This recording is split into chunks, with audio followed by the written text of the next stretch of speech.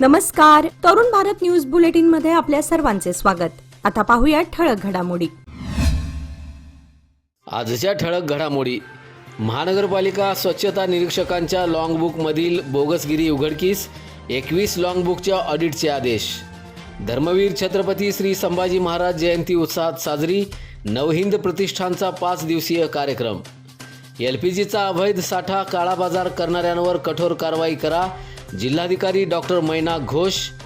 Pune Miraj Londa railway दुहेरीकरणानं नांद्रेतील शेतकऱ्यांचे संतापजनक आंदोलन. छत्रपती संभाजी महाराजांच्या स्फूर्तीस्थळाचं भूमिपूजन, त्रिकोणी बागेत उभारणार भव्य पुतळा आणि शिवशंभू स्मारक. आता पाहूया सविस्तर बातमीपत्र. सांगली, मिरज आणि कुपवाड शहर महानगरपालिकेच्या वाहन वापराच्या लॉंगबुकमध्ये स्वच्छता निरीक्षकांनी केलेली कथित बोगसगिरी स्थायी समितीच्या बैठकीत उघडकीस आली आहे. स्थायी समिती सभापती अतुल माने यांनी 21 लॉंगबुकमध्ये ऑडिट करून पुढील सभेत अहवाल सादर करण्याचे आदेश मुख्य लेखापरीक्षकांना दिलेत. वाहन वापर, इंधन खर्च आणि किलोमीटर नोंदींमध्ये गडबड झाल्याचा संशय व्यक्त करण्यात आला होता. चौकशीत काही लॉंगबुक घाईगडबडीत वहीत लिहिल्याचं आढळल्यानं सदस्यांनी नाराजी व्यक्त केली आहे. दरम्यान महापालिकेच्या 380 भूखंडांवर महापालिकेचं नाव लावण्याची प्रक्रिया सुरू करण्यात आली असून पहिल्या टप्प्यात 120 भूखंडांचा समावेश आहे. महापालिका शाळांमध्ये स्वच्छतागृह आणि वॉल कंपाऊंडसाठी 5 कोटींच्या कामांना मंजुरी देण्यात आली. तसंच हनुमाननगर आणि मिरज इथं नवीन क्रीडांगणं उभारण्यासाठी स्थायी समितीनं मान्यता दिली आहे.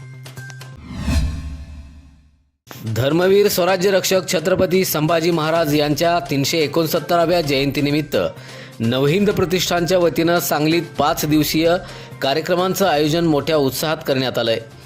13 मे रोजी मध्यरात्री ध्येयमंत्र, पाळणागीत, जिजाऊ वंदना आणि सुंठवडा आणि मिठाई वाटप करून जन्मोत्सव साजरा करण्यात आला. फटाक्यांच्या आतिषबाजीत वातावरण भक्तिमय झालं. कार्यक्रमात संभाजी महाराजांच्या मूर्तीला विविध मान्यवरांच्या हस्ते पुष्पहार अर्पण करून अभिवादन करण्यात आलं. 14 मे रोजी दर्शनासाठी व्यासपीठ सर्वांसाठी खुलं ठेवण्यात आलंय. 15 मे रोजी शंभूघाता कार्यक्रम, तर 17 मे रोजी भक्तिगीत आणि जीवन प्रवासातील सादरीकरण आणि 18 मे रोजी स्टेशन चौक ते शिवतीर्थ अशी भव्य मिरवणूक होणार आहे. कार्यक्रमास विविध सामाजिक, राजकीय आणि सांस्कृतिक क्षेत्रातील मान्यवर आणि नागरिक मोठ्या संख्येनं उपस्थित होते. जिल्हाधिकारी डॉक्टर मैनाक घोष यांनी LPGचा अवैध साठा आणि काळाबाजार करणाऱ्यांवर कठोर कारवाई करण्याचे निर्देश दिलेत. जिल्हाधिकारी कार्यालयात झालेल्या विशेष समितीच्या बैठकीत अध्यक्षस्थानावरून बोलताना त्यांनी सांगितलं की युद्धजन्य परिस्थितीचा परिणाम देशावर आणि जगभर होत असून या पार्श्वभूमीवर LPG पुरवठा सुरळीत ठेवणं अत्यावश्यक आहे. गॅस वितरण साखळी नियमित ठेवण्यासाठी पथकं नेमून छापे टाकावेत, ट्रान्सपोर्टची तपासणी करावी, तसंच केंद्र शासनाच्या मार्गदर्शक सूचनांचे काटेकोरपणे पालन करावं, असे त्यांनी यावेळी सांगितलं. रुग्णालय, शासकीय वसतिगृह, अंगणवाडी, शाळा आणि महाविद्यालयीन मेस यांना प्राधान्यानं गॅस पुरवठा करण्याचे निर्देशही त्यांनी दिलेत. वितरणाची दैनंदिन माहिती अद्ययावत ठेवण्यावर भर देण्यात आला. बैठकीस तुषार दोशी यांच्यासह जिल्हा पुरवठा विभागाचे अधिकारी, गॅस वितरक आणि इतर संबंधित अधिकारी उपस्थित होते. पुणे मिरज लोंढा रेल्वे दुहेरीकरण प्रकल्पामुळे बाधित झालेल्या नांद्रे गावातील शेतकऱ्यांनी आपल्या प्रलंबित मागण्यांकडे प्रशासनानं दुर्लक्ष केल्याचा आरोप करत आंदोलन अधिक तीव्र केलंय. शेतकऱ्यांचं म्हणणं आहे की नोव्हेंबर 2022 पासून त्यांच्या कायदेशीर मागण्या प्रलंबित आहेत. याबाबत अनेक वेळा निवेदनं देऊनही कोणतीही ठोस कारवाई झालेली नाही. 27/4/2026 रोजी तसंच त्यापूर्वीही प्रशासनाला निवेदनं देण्यात आली होती. तरीही दखल न घेतल्यानं 7/5/2026 पासून शेतकऱ्यांनी आपल्या शेतजमिनीवर शांततेनं आंदोलन सुरू केलं. दिनांक 12/5/2026 पर्यंत कोणताही तोडगा न निघाल्यानं शेतकऱ्यांमध्ये तीव्र नाराजी व्यक्त होत आहे. आमच्या मागण्या मान्य न झाल्यास गंभीर पावलं उचलावी लागतील असा इशाराही बाधित शेतकऱ्यांनी दिलाय. तसंच रेल्वे प्रशासनाकडून जमिनीतील साहित्य आणि सीमांबाबत सुरू असलेल्या कारवाईवरही त्यांनी आक्षेप नोंदवलाय.